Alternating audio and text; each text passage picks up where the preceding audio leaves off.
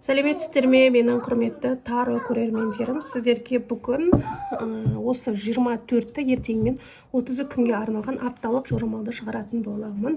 Бірінші тоқты белгілерінен бастаймыз. Тоқтылар аптада не күн?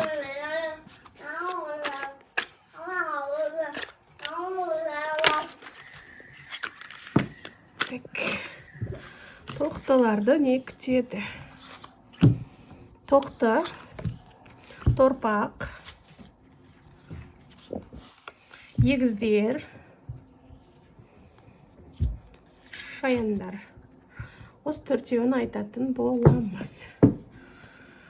Так, тоқтылар, сіздерде апта өте керемет. Неге десеңіздер, сіз бір қиын кезеңнен өтіп, ары қарай кетіп бара жатсыздар. Мүмкін түспеген ақшаларыңыз түсуі мүмкін, немесе денсаулықта бір жақсарулар болуы мүмкін, немесе бір кубок дейді ғой, бір жарыс, бір нәрсеге қатыссаңыз, немесе бір жоба қорғасаңыз, соны жеңіп алуыңыз мүмкін.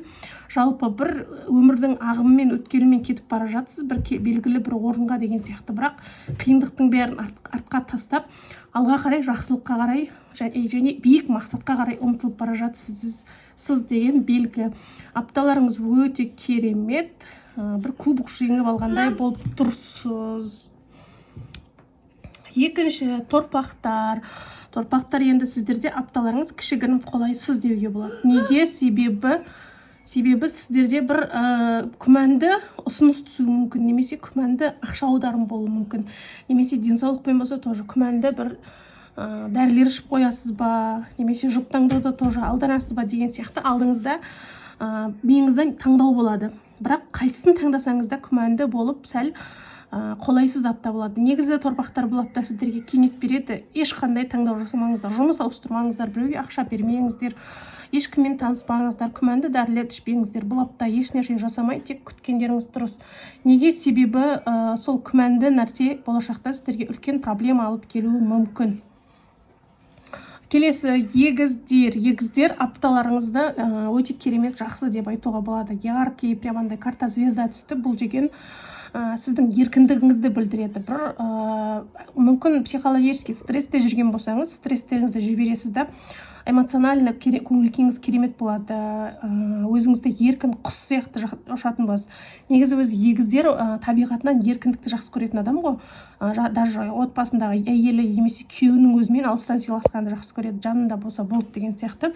Мына жерде сіз бір эмоционально керемет көңіл күйдесіз. Бұл жерде көрсетпейді финансты, ақшаны, немесе бір керемет денсаулық, керемет таныстық деп көрсетпейді. Бір просто адамның өзінің еркін екенін білдіреді. Апталарыңыз сәтті өтсін, егіздер. Келесі кезекте шаяндар. Шаяндар, бұл апта сіздерде бір нәрседен уайымдайсыздар.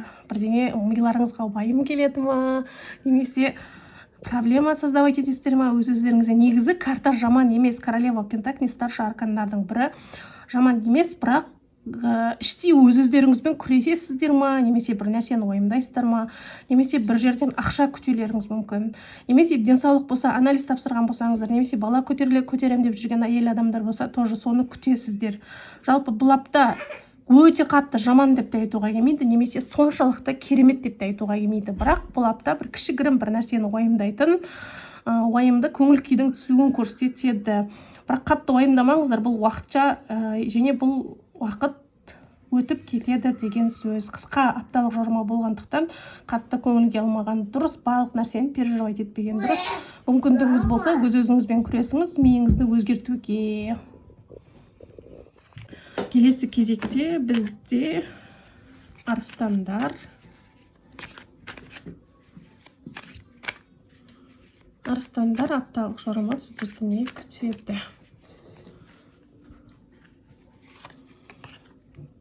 Туз мечей, арыстандар. Старший аркан тоже арыстан, бикештер, таразы, сары шаян. Так, бұл апта арыстандар сіздерде бір мүмкіндік келеді қолдарыңызға. Өздеріңіз байқамай қалуларыңыз мүмкін, алдыларыңызға келіп атқан мүмкіндік, немесе ақша, немесе сондай бір жұмыс ұсыныс болуы мүмкін. Соны қолдарыңызбен ұстап қалыңыздар. өте внимательный болыңыздар, жан жақтарыңызға қарап сол мүмкіндікті ұстаңыздар. Себебі ол мүмкіндік көзге көрінбей келуі мүмкін, пысықтар көтеріп әкетеді. Былай айтқанда жұмысыңызда шустрый болып сол мүмкіндікті ұстап қалуға тырысыңыз. Бірінші сіздің қолыңызға келеді. Үлкен сумма түсуі мүмкін соның арқасында. Сол себепті ауыздарыңызды ашып жүрмей деп айтсам ренжімеңіздер, бірақ жан жақтарыңызға қарап мүмкіндікті қолданып үйреніңіздер. Одан кейінгі бикештер бұл апта сіздерде бір эмоционально слабый апта болады. Бір нәрсені уайымдайсыздар сіздер.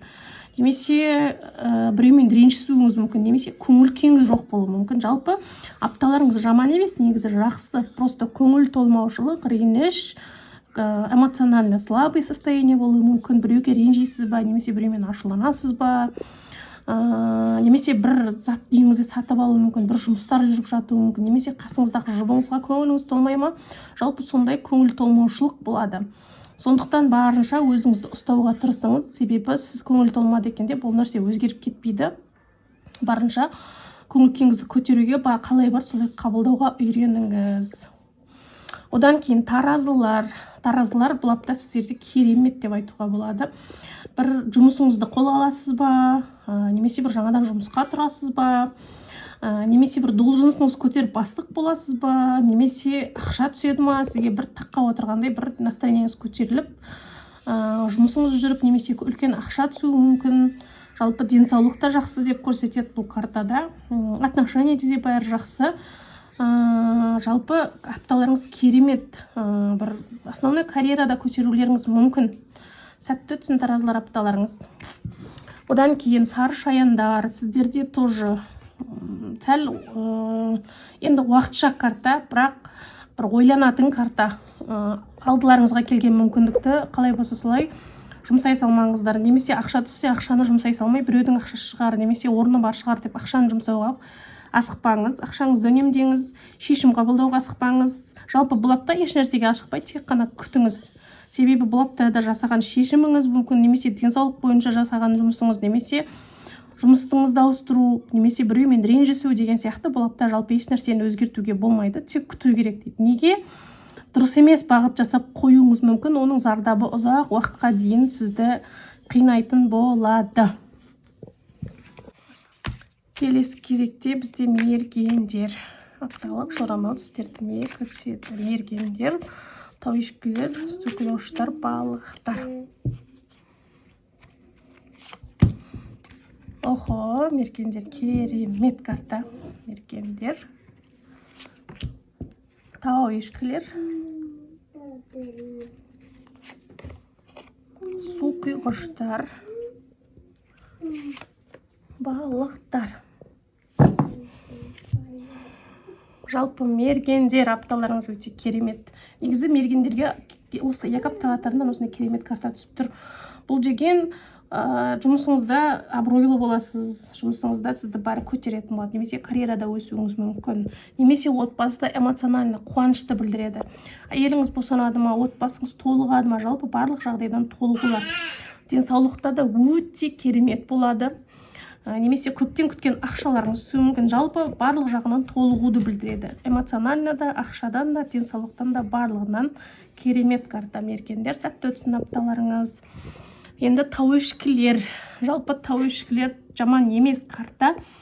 Бірақ сіздер бір жерге ақша құйып жатсыздар ма, инвестиция жасап жатсыздар ма, бір сондай бір түбі тесік шелекке су құйып жатқан сияқты болуларыңыз да мүмкін. Бұл апта ешкімге ешқандай ақша бермеңіздер, желательно. Және адамдарға уәде бермеңіздер. Берген уәделеріңіз, берген ақшаларыңыз ақталмай қалуы мүмкін.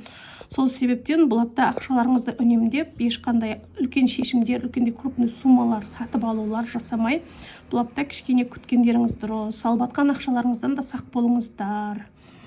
Одан кейінгі кезекте мергендер, енді сүтқұйғыштар.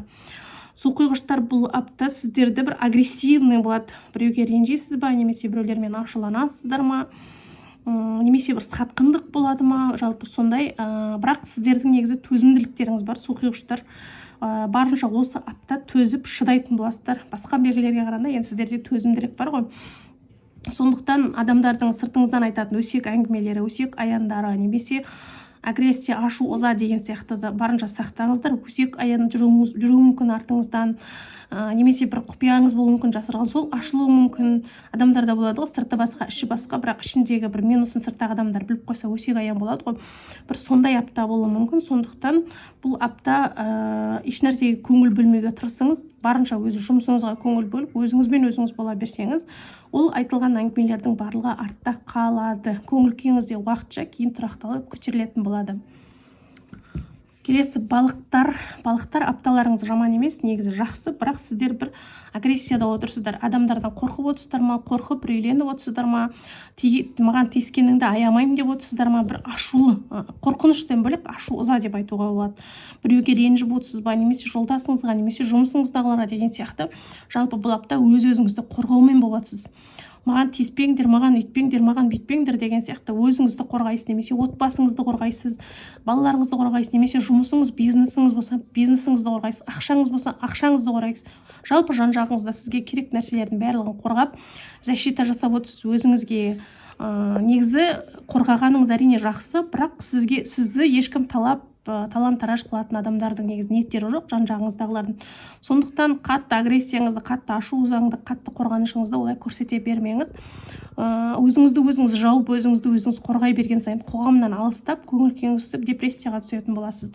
Сондықтан қорқыныштан емес, қорғаудан емес, барынша ашылып, адамдармен сөйлесіп үйреніңіз, көпшілік орталарға шығыңыз, көңіл күйіңізді көтеріңіз. Сол кезде барлығы сізде жақсы, тыныш екенін сезетін боласыз. Құрметті көрермендер, осымен апталық жорамал бітті. Келесі кездескенше сау болыңыздар.